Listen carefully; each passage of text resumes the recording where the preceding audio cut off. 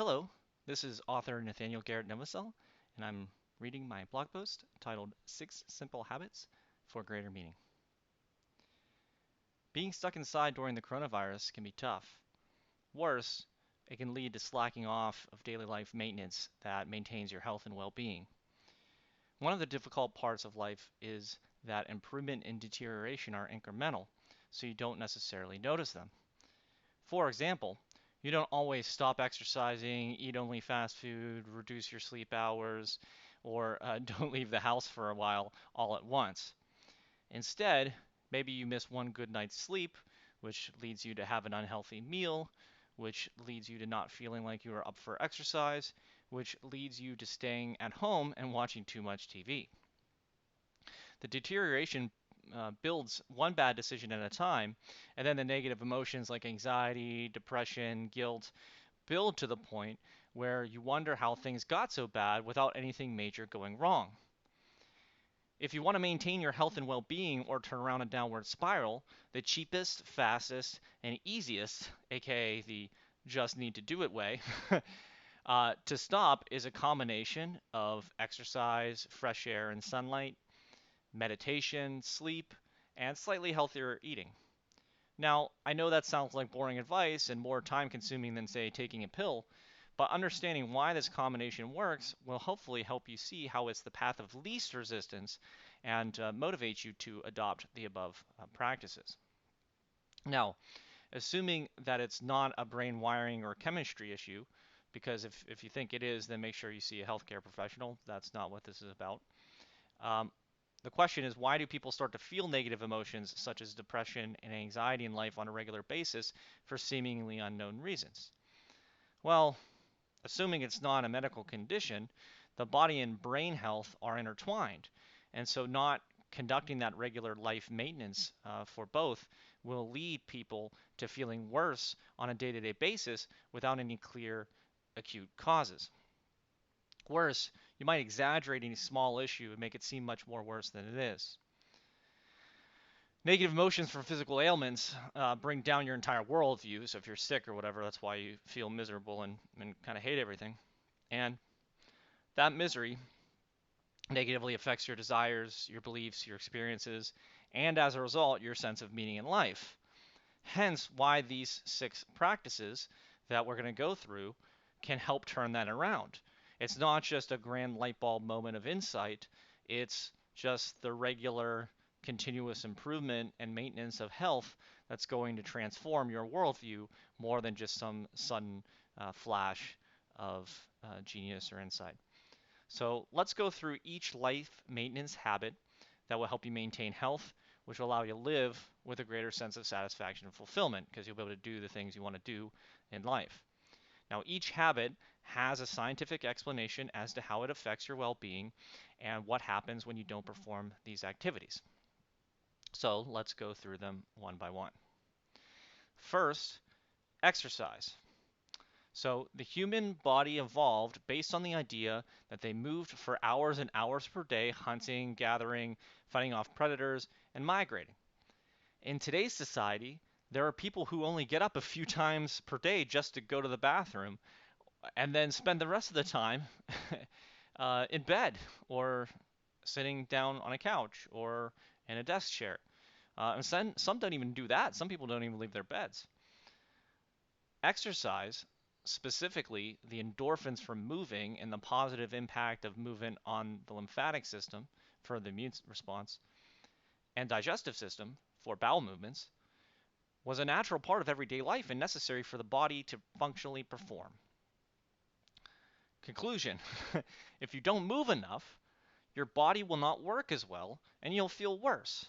It is arguable that exercise has more to do with maintaining your well being than it even does with your physical fitness.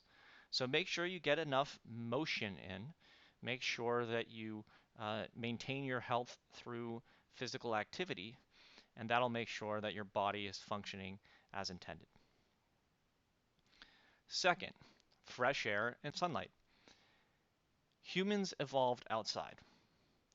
Yes, they built shelters, but none of them were hermetically sealed like they are today. So Now that we live in energy efficient boxes with minimal air transfer, we're not getting that fresh air like we used to. We also used to get sunlight for as long as the daylight was out. But now you see we can go months without our skin being touched by the sun while we're inside and maybe wearing thick clothing during the winter months. Seasonal affective disorder, for example, is a form of depression that basically is caused by the amount of daylight you're receiving. And the lack of sunlight and fresh air could be contributing to your negative attitude and inhibiting your well being. So, physical movement, and then making sure you have the fresh air and then the sunlight necessary to again allow your body to do what it's supposed to do. And so you feel better, you're going to live better. Third, meditation. Humans evolved to solve difficult problems, but they also only faced a few decisions and problems per day. Today, we're being bombarded with information, problems, and decisions. It's overwhelming, which can cause both anxiety and depression. You need to turn off the alarm bells and give them a chance to reset, or else you'll never get off the vicious cycle. There are a lot of ways to do this, but the one universal solution that everyone can agree on is meditation. Meditation is effectively the act of shutting down the mind to alleviate these feelings. Now, I won't give you a clinic on meditation in this post, but suffice it to say that it makes you stop having the thoughts that cause those emotions. It makes you let go of any emotions you already have, and then it forces you to stop taking in new stimuli that would trigger these responses. And when you put it that way, it sounds like the most obvious thing in the world to do. But unfortunately, it is still heavily associated with New Age spiritual or religious practices, so it's not actually often known to be just a completely scientific, secular, and dare I say, common sense approach to stopping your emotions from overwhelming you.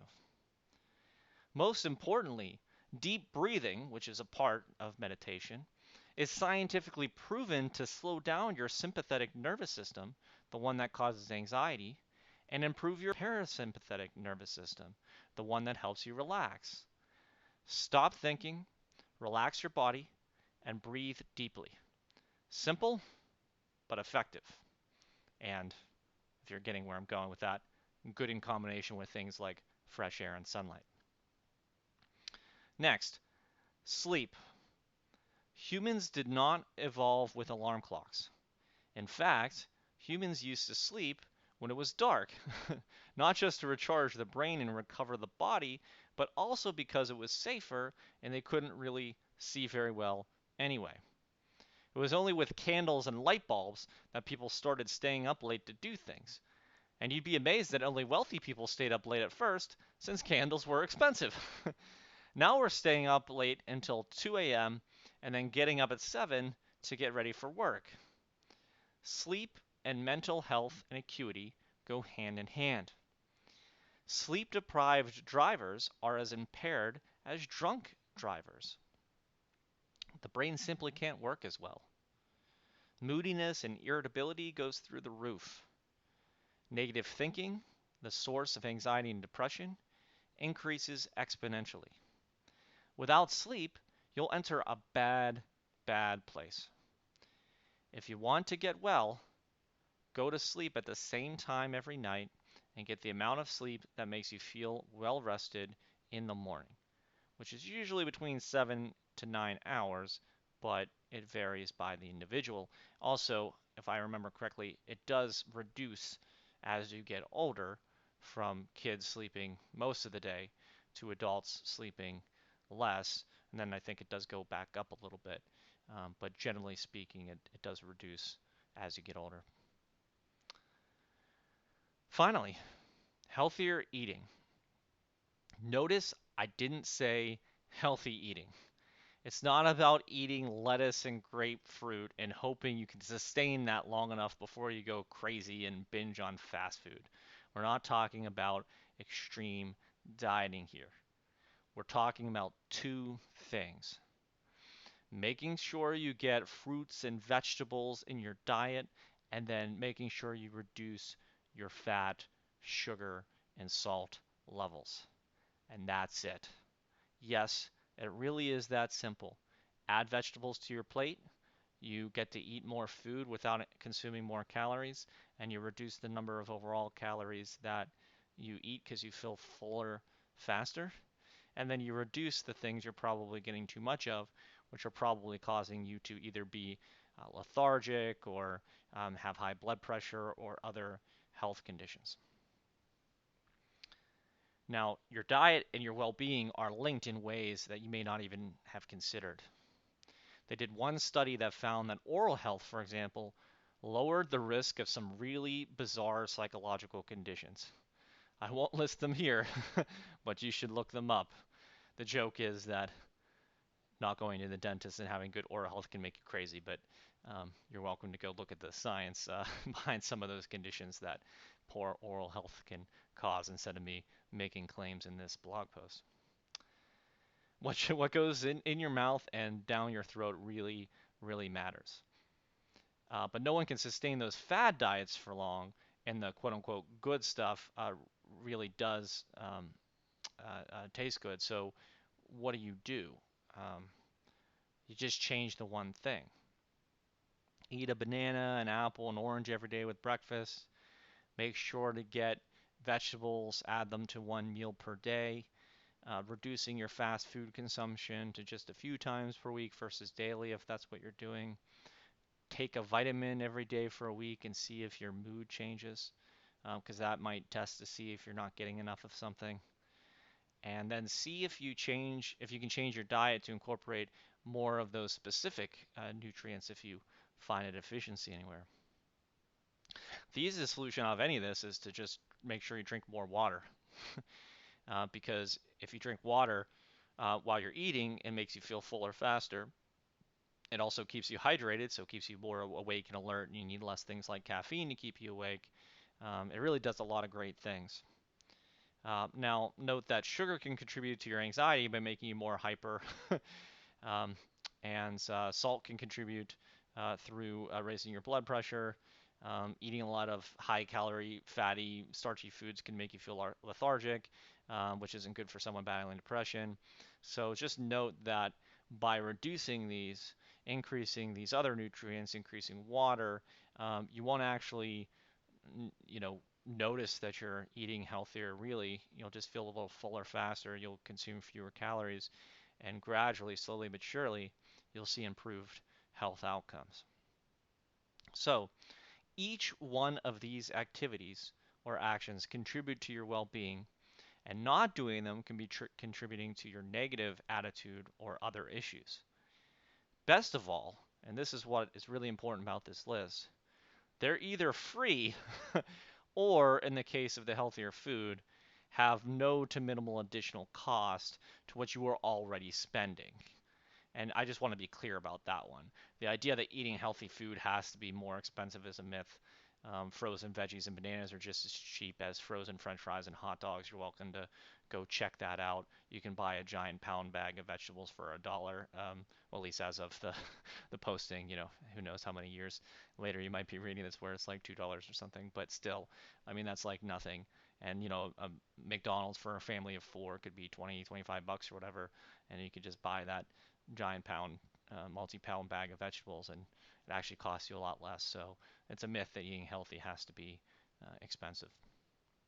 Now, I know that these can seem more difficult to do than taking a pill or doing some other quick fix solution.